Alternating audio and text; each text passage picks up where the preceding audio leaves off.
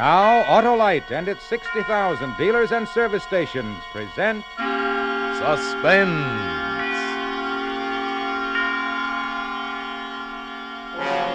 Tonight, Autolite brings you Mr. Ralph Edwards in Ghost Hunt, a suspense play produced and directed by Anton M. Leader.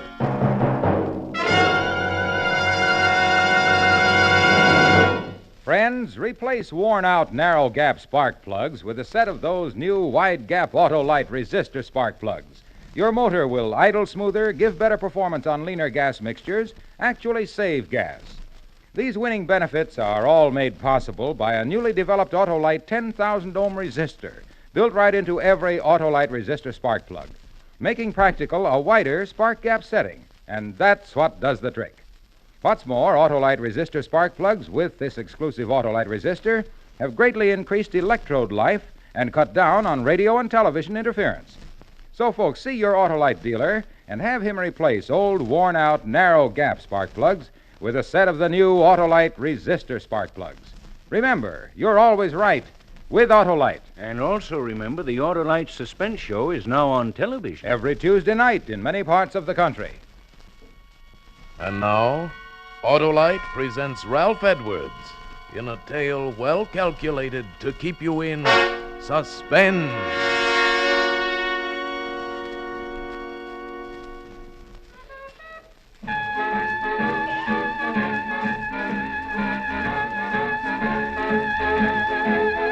Yeah, didn't that leave you high, huh? Left me feeling treetop tall. That was Louis Armstrong's I Can't Give You Anything But Love. And that's all we have time for on the Hot and Mellow Hour tonight. Yes, this is Smiley Smith, your favorite disc jockey. I hope, booting the Hot and Mellow Hour home for this evening. I'll be back again tomorrow night, minus the music, but with a little surprise for you. Tomorrow night, Friday night, as you know, is stunt night here at station WXP, and have I got a stunt for you. Last week, if you remember, I planted my wire recorder in the steam room at a lady's Turkish bath and let you listen in on the playback, remember? Well, tonight, as soon as I leave the studio, do you know where I'm going? Your friend Smiley is going to spend the night in a haunted house on a spook hunt. You heard me, a spook hunt in a haunted house. I'm bringing my little old wire recorder along with me, and if you tune in tomorrow evening at this time, you'll learn what it's like to spend a night in a haunted house. Ain't that something? Yeah. A real haunted house. No kidding. 4 people are known to have committed suicide there. So tune in tomorrow night and share a real thrill with your old pal Smiley, I must be crazy, Smith. Good night.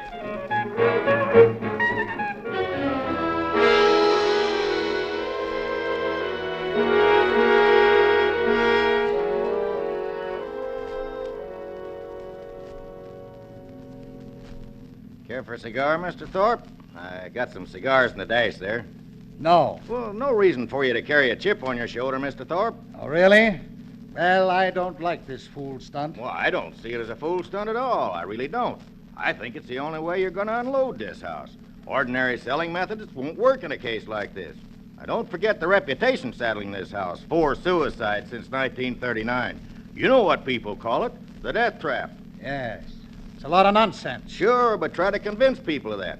Anyway, when this disc jockey offered me this chance to kill all the rumors about about the property, I just naturally jumped and took him up at it, especially since it don't cost a cent. You sure about that? I'm not liable for a penny. Not a cent. We're doing him a favor letting him use the place, he said. Thanked me for the chance last night when I drove him out here. So one hand washes the other, as the feller says. He got a chance to pull off a stunt, and the wire recording will prove the people the property is number 1, and we increase the chance of selling the place. Well, as long as it doesn't cost me anything. Not a thing. He's using his own recorder, and I'm paying for the rental of a couple of walkie-talkies he hooked up to it. Well, what about this, Reed? Does he charge anything? He comes gratis, too. Dr. Reed is a psychic investigator. Belongs to a couple of societies that do nothing but hunt ghosts. He showed me articles he's written about it in their magazine. Well, here's the house. Yeah, looks real nice in the sunshine, don't it? Yeah, man, smell that sea breeze. You don't have to sell me. Well, let them know we're here. Yeah, probably asleep up all night and everything. Why don't they come out? Do you think they've gone? Well, I told them last night I'd pick them up around 11. Smith! Smith! Hey, Smiley! Dr. Reed! Yeah, fast asleep, I guess. We better go in and wake him up.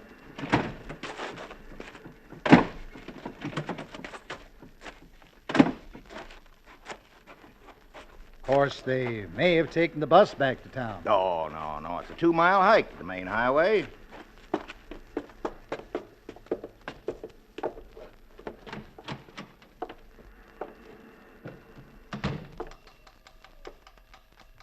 Smith! Hey, Smiley. Where are you? Wake up. You don't suppose, do you? Oh, no. Smith.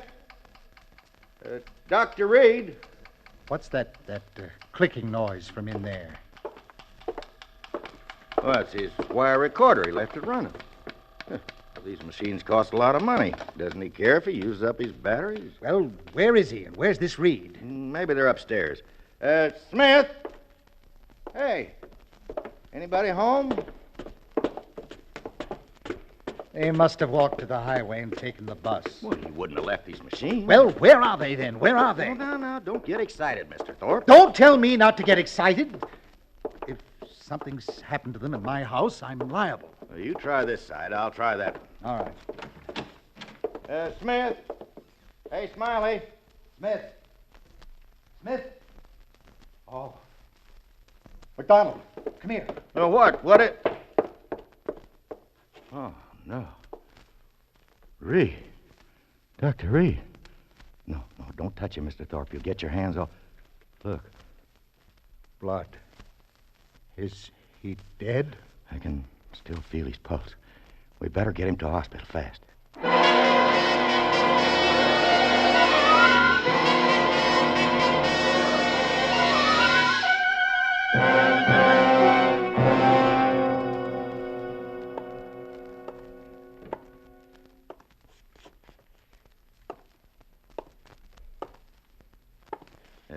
Care for a cigar, Mr. Thorpe? No, thanks. Oh, why not try to relax? The nurse said Reed would be all right as soon as he's had a blood transfusion. You told the radio station to be sure and call us as soon as they had any word about Smith? Yes, I told him. Why don't you sit down? No, I'm all at 6s and 7s. What do you suppose happened out there last night? We're going to know in just a second, just as soon as I can get this recorder set up. You don't suppose Smith and Reed got into a fight, do you? Yeah, there. Huh? A fight? I don't know. Well, what's wrong? Won't it work? Yeah, it works. Take it easy. 1, 2, 3. Testing. 1, 2, 3. There. Testing. 1, 2, 3. All set, Dr. Reed? Mr. McDonald, eh? Okay, here we go. This is Smiley Smith speaking. Smiley Smith, the ghost hunter.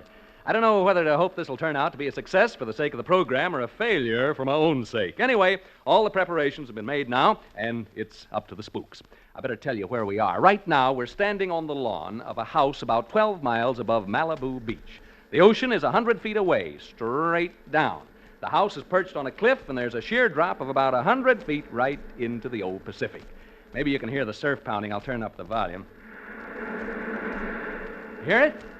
Now, I'm going to have you meet two gentlemen who are here with me. Incidentally, we're the only people around for miles and miles. First, I'd like you to meet Dr. Clarence Reed of the British and American Psychical Research Guilds. Dr. Reed is a famous investigator of psychic phenomena, and I'm very honored to be associated with him on this ghost hunt. He's smiling in an embarrassed sort of way. You're much too kind, Mr. Smith. Dr. Reed has conducted experiments in this field with such great believers in spiritualism as Oliver Lodge and Arthur Conan Doyle. He looks a bit like Santa Claus. He's short and stocky. You don't object, do you, Dr. Reed? No, indeed. And he has a magnificent white beard, a truly great beaver. Dr. Reed is so enthusiastic about ghost hunting that he got out of a sick bed this evening to be with us. Excuse me. My lungs. Mm-hmm. I was gassed in the First World War. Yeah. Anyway, Dr. Reed and I are here on the lawn looking at the house. Can't see much. It's around, 11 p.m. now. Seems to be a rambling sort of house, 2 stories high. Since it was built, there have been 4 suicides here. Is that right? That's right. Now, into the mic, please. Oh, yeah. 4 suicides since 1939. I better tell them who you are so they won't think you're a ghost. Standing with the doc and me is a real estate agent, Mr. Charles McDonald. He handles this property, and he can tell you a lot more about it than I can. Well, the house was built by a man named Marcus, Toby Marcus, an orange grower. Built the house as a wedding present for his wife. A month after they moved in, she took her own life. On the day of her funeral, he committed suicide the same way. There have been 2 other cases since then, and Did they all jump into the ocean? Yeah, all 4 of them, right over there. Yeah. The last one was actually seen doing it about 3 years ago. He was seen running like all get out the edge of the cliff, and he was shouting and laughing and yelling as though there was people at his side running right along with him. You kidding? No, it's a fact. He was laughing and yelling and running, and when he got to the edge, right over there, he jumped and never came above water. As good an argument against cold baths as ever I've heard. Since then, people just refuse to live in this house. Silly, I call it. Anyway, if you and Dr. Reed find any sign of a spook, I'll advise the owner to pull the house down and rebuild. But if you don't find anything, I'm hoping this will convince folks that here's a real buy. Okay, Mr. Smith, you and the doctor are on your own. I'll be by in the morning to pick you up around 11. Goodbye, Mr. McDonald. I hope there's something left for you to pick up in the morning. Well, it's almost pitch black, folks, and I guess Dr. Reed and I ought to begin. I don't believe in ghosts, never have, but what I say is this. If you're dead set on looking for them, this is a dandy place to do it. So long! Mr. McDonald just checked out. And then there were 2. Well, 3. Oh, my dog, yeah. Folks, I have my dog, Jeff, with me. He's a wire-haired terrier, 3 years of age, and he can talk. Yeah, say hello, Jeff. Come on, Jeff, say hello. Come on. Well, anyway, he's a wire-haired terrier, and he's 3 years old. Shall we go inside now, Dr. Reed? I was about to suggest it. Now, how do we hunt ghosts, Doctor? How do we do it, huh? No, we don't really hunt them. If there should be any in the house, they will come to us. Oh, how cozy. And please, not ghosts. Do not refer to them as ghosts. We know them as apparitions. I'll remember. I've no desire to hurt their feelings. Where ghosts are concerned, I say live and let live.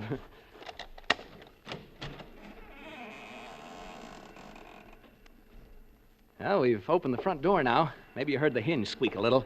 Now we're standing here looking in. Can't see much. Smells sort of musty and damp. What's the matter, Jeff? What's the matter, boy? Jeff. Oh, come on now, come on. My dog seems to object to entering this house. He has all 4 feet braced, and he's straining against the leash. Perhaps he senses something we don't. Like apparitions, maybe? Perhaps. It's not unusual. Animals lack the veneer of sophistication we humans possess, and are more sensitive to such emanations. Yeah, come on, Jeff. Now, stop this nonsense. He probably smells a mouse or a rat or something. Come on, Jeff. We're going in whether you like it or not. Well, there's a short entrance hall, and over there at the end of it is a flight of stairs leading to the 2nd floor. Jeff! And over here at the left is what seems to be a large reception room. We're entering this large room now. There are windows over there, French windows, and through them I can see the ocean. The electricity hasn't been turned on, so all I have to see by is a flashlight. Not a very powerful one at that. Dr. Reed is now adjusting his walkie-talkie. It's hooked up to my recorder so that he can cut in while he's hunting and tell us what he's found. Here's a few words from Doc before he sets forth on his investigation through the house. Ladies and gentlemen, excuse me. Mr. Smith has introduced me as a ghost hunter. He spoke, I think, in a spirit of skepticism and levity. I'd like to assure you all that my purposes here are serious. I have spent my entire life seeking reliable proof of the appearances of apparitions.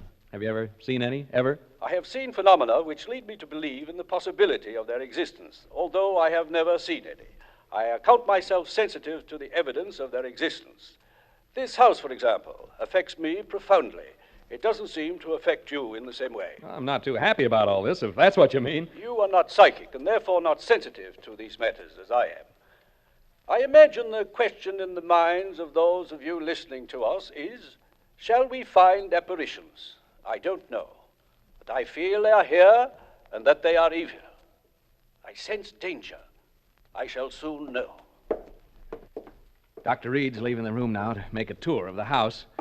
First thing I'm going to do is open the windows and let some fresh air in. It feels better already. Cooler anyway. I know that. Out! What was a bat? A bat just flew into the room. I think it's a bat, not a bird. I didn't actually see it, just its shadow as it fanned my face. There it is again. It touched me as it passed. Jeff, come back here. Jeff, you fool dog, come back here. Dr. Reed? Dr. Reed? Dr. Reed!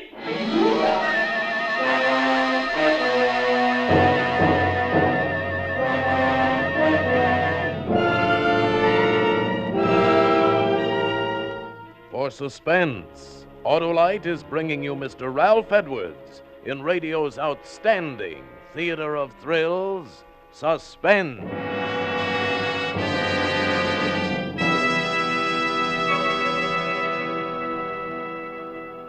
Hey, Harlow. Harlow, snap out of it. Huh? I'm reading a letter about the new wide gap Autolite resistor spark plugs, Hap. Oh? It's from Mrs. Clark Perry right here in Hollywood. She says our 1948 station wagon has given constant trouble. Finally, the garage man said all the difficulty was spark plugs, and he installed a set of Autolite resistor spark plugs. Now the car runs beautifully. The very first time my husband has been really pleased. Well, smart garage man. Smart people to take his advice. Hap, you know, as more and more people learn about wide gap Autolite resistor spark plugs and how they make an engine idle smoother, give better performance on leaner gas mixtures, actually save on gas, why then more people will replace old, worn-out, narrow gap spark plugs with sensational new wide gap Autolite resistor spark plugs. Any more letters like that, Harlow? Plenty, Hap, plenty. Why, here's another one from New York City. Oh, read it to me later, Harlow. We haven't time because here's Suspense. And now, Autolite brings back to our Hollywood soundstage Ralph Edwards as Smiley Smith in Ghost Hunt, a tale well calculated to keep you in suspense.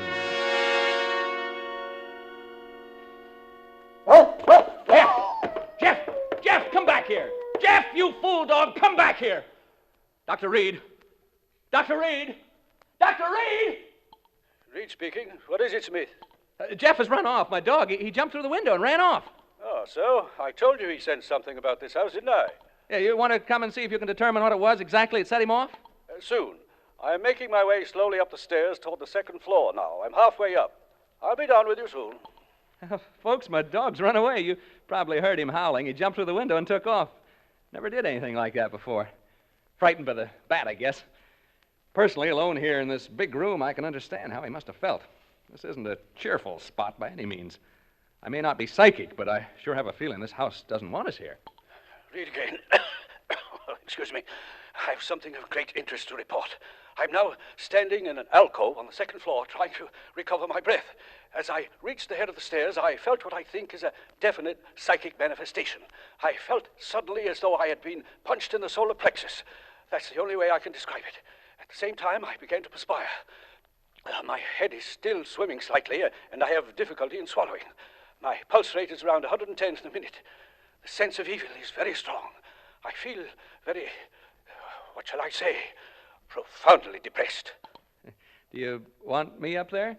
No, I prefer to remain up here alone. The presence of a disbeliever such as you might interfere with my investigation. Folks, I'd like you to get a picture of what it's like here. It's very quiet, for one thing. I've never been in such a quiet place, and it's pretty dark. No light except my flashlight. Tell you what, you go now and douse all the lights you have on. Go ahead, put out the lights, and that'll give you a clearer feeling of how it is here with me. Go ahead, put out the lights. Hey, did you hear that? Real estate agent told me I'd probably hear rats and mice in the walls. Well, I can certainly hear them now. Even you can hear them, I think. It's as though... Dr. Reed speaking. I've been working my way toward the front room, the one directly above the one in which Mr. Smith is now. The vibrations have become stronger and more pronounced as I approach it. I think I am on the verge of an important discovery. Important discovery. Did you get that? Now I can hear Dr. Reed moving about in the room above. I don't suppose you can. Have a try anyway, huh? Hear him? I hope he finishes his investigation soon because, quite frankly, I'd like to get out of here. I can well imagine people becoming unhinged in this place. Right now, I find myself pretty jumpy. Not being very brave, am I? It's being alone in this room down here that does it. This darned old house. It's a very, the atmosphere, it's so very... I wish only to make this hurried report before continuing with the investigation in this room. I have carefully sounded out all the parts in this room, and the emanations are most strong from what appears to be a closet, before which I am now standing. As soon as I open the door to this closet, I will have, I think, a thing of great interest to communicate. I find no key to the lock, and so I will attempt to remove the hinges with my penknife, and I will tell you what I find when I open it. I'll tell you what it would cost to get me to open that door. In the basement at Fort... There's that bat again. It seems to like me, the way it keeps... Each time it passes, it touches my face or my neck with its wings. Smelly things, bats. I don't suppose they bathe very often, if at all. I wonder how... Get away, you bat! That bat'll be the death of me. It's like a jingle, isn't it? Bat'll be the death of me, the death of me, the death of me, bat'll be the death of me. It isn't far from London. No, that isn't the way it goes. It's come down to Q in lilac time, in lilac time, in lilac time. Come down to Q in lilac time. It isn't far... I haven't thought of that since I was a kid in grammar school. Gee, I had a lonely childhood when you come right down to it. I mean, well, that's my affair, isn't it? Yes, it is. It most certainly is. I have succeeded in removing the hinges to the door, and I find inside it is not a closet, but much larger. It is, I think, a dressing room. I have not yet been inside, but I am about to enter. What was I talking about? Oh, yeah, bats. Well, the bat flying back and forth in this room is... Did you hear that? Did you hear it? Dr. Reed must have knocked something over in the dressing room. A chair, yeah, a heavy chair by the sound of it. The chair, or whatever it was, must have fallen right over my head. That's the way it sounded. I can see a small stain forming right on the ceiling, right over my head. Something ran across my foot just then. A rat, I think it was. I've always hated rats. Most people do, of course. That stain up there bothers me. It's gotten so big so soon. I think I'll take a chance and bother Reed and ask him what it is. Dr. Reed. Reed, can you hear me? Are you all right? Hello? Al, he didn't answer. I think he's just a little bit deaf. I think so. What do you suppose he's found, huh? I'm afraid this is rather dull for you listeners. I'm not finding it so, of course. There. I heard him cough. Did you hear that cough? Hope he's all right. He got out of a sick bed to come here this evening, you know. He was gassed in the First World War, and this place is beginning to get on my nerves a wee bit. Just a teensy-weensy bit. Reed, speaking, Hello? He switched off. That's the bad cough he's got. I feel so lonely. Been alone so much in my life. Not so much now, of course, but when I was younger, I was alone so much of the time, you know, struggling to get ahead, living in a hall bedroom, wondering where my next meal is coming from. I get the blues just remembering it. Seem sad, young people having to spend so much time alone. Sad for old people, too, of course. I'm saying of course a lot. Of course I am. Hey, that stain on the ceiling, it's grown amazingly. It's actually beginning to drip. I mean, form bubbles. They'll start dropping soon. Colored bubbles, they seem to be. Odd-shaped stain, like a body lying on its back with its arms stretched out. It's cheerful. Oh. I'll certainly advise Mr. McDonald to have this place pulled down.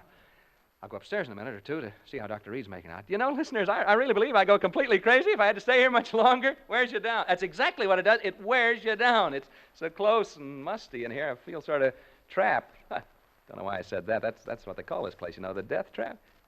There, what did I tell you? That stain started to drip drops, drip drops, drip drops, drip drops, drip. I'll catch the next one with my hand. Reed! Dr. Reed! I'm going upstairs now, listeners. I'm afraid something has happened to Dr. Reed. I'm not kidding now. I mean, this is on the level. Which room could it be now? Right? Left? No, right. This is it, I think. Oh, evening, gentlemen. And madam? I'm so glad to see you. I was just aching to see somebody. Anybody. I've been so lonely down there. What have you done with the doctor, huh? I know he's been hurt. See the color of the bubble on my hand? What have you done with him? Make way, please, gentlemen. Make way. Well, this isn't the funniest darn thing. This can't be Dr. Reed lying here. He didn't have a red beard. Now, don't crowd me, gentlemen. Don't crowd me, please. Huh? You want me to go where with you? You want me to do what? Speak up, gentlemen. To the cliffs. Down to the cliffs? You mean right now? Well, all right, if you'll come with me. I don't want to be alone anymore. You will come with me? All of you? All four of you? You too, ma'am? Oh, good. Come on, then. To the cliffs. To the cliffs. To the cliffs. To the... He jumped over the cliff. He jumped over the cliff. MacDonald, he jumped over... Mr. McDonald, Mr. Thorpe, you may come in to see Dr. Reed now. What? Uh-huh. Dr. Reed is conscious. You may see him now. Is he able to talk? Just for a few minutes. In here. Come in. Come in, gentlemen. How are you, Dr. Reed? We've been waiting to see you. Yes, and I must apologize, gentlemen. I had a most unfortunate accident. Hemorrhage. Hemorrhage? Yes. My lungs, you know. Now, gentlemen. Hemorrhage? Dr. Reed, what happened in that house? What happened to Smith? We've just been listening to a playback of the recordings you made out there. Smith? Well, isn't he with you? We've just heard the recording, Dr. Reed. Smith jumped over the cliff into the ocean. Oh, that poor boy. Dr. Reed, will you please tell us what happened? We heard on the recording there were ghosts in that house. Ghosts? I didn't see any ghosts. But Smith, what about him? If he went over the cliff, it was fear that drove him over. But, Gentlemen, I didn't see any ghosts. As for that unfortunate young man, who can say now what he saw or thought he saw?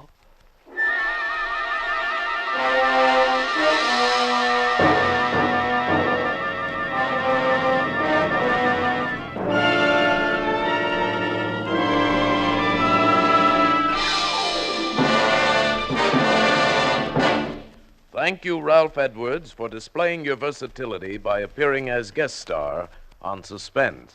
Say, Harlow, that Edwards does everything. Hap. No does. Don't use that word on our Autolite show. Oh, come now, Harlow. I can make you use that word, as you call it. How? Now, don't you say that Autolite resistor spark plugs make your car engine idle smoother? Yes, but... And your car gives better performance on leaner gas mixtures. Saves gas. Sure does. Does. Aren't we devils? Ralph, you tricked me. Well, anyhow, it does my heart good to tell people that Autolite resistor spark plugs are ignition engineered by Autolite, which makes more than 400 products for cars, trucks, airplanes, and boats in 28 plants from coast to coast. Autolite also makes complete electrical systems for many makes of America's finest cars. Batteries, spark plugs, generators, starting motors, spark plug wire, battery cable, coils, distributors.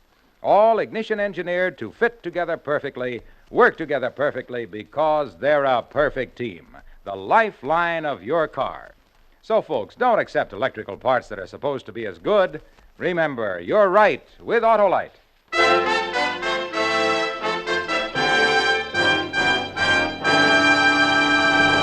And now here again is Ralph Edwards. I want to thank Tony Leader and his great cast of actors for helping to make my appearance on Suspense a very pleasant consequence.